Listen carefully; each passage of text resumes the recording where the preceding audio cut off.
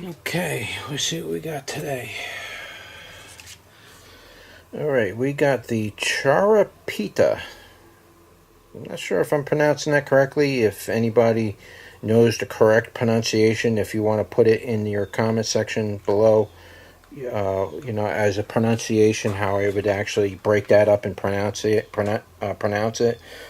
Be curious. I try to pronounce these correctly. A lot of these have these are said in a different tongue than English that I'm used to speaking. So I don't know if I'm correctly pronouncing this. I don't know if there's silent letters or not, but the way we would pronounce it in English would be Charapita.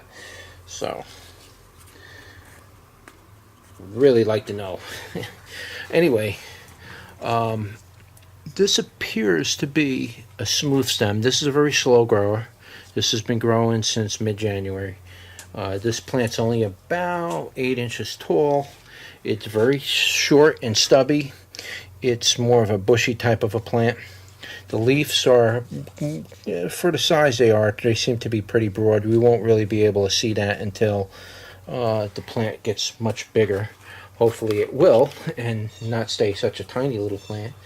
You can see they bend over. You see how these plants bend over like this? At the end of the day, all my plants, you can see, let's see, there's one right there. I believe you can see that, right? No. Yeah, you can see, let me see. Yeah, you can see all my plants. See how they bend over? They tend to do that at the end of the day. Every day they do the same thing. They lean down when the sun goes down. And especially really on hot days, they will bend down just like this. They're not dying. They're not water stricken or anything like that. Don't start watering them because you think they're not getting enough water. It's just what they do when the sun goes down. They bend over, and and when you come back in the morning, they're all stood straight up, perfectly straight, and they start that cycle over.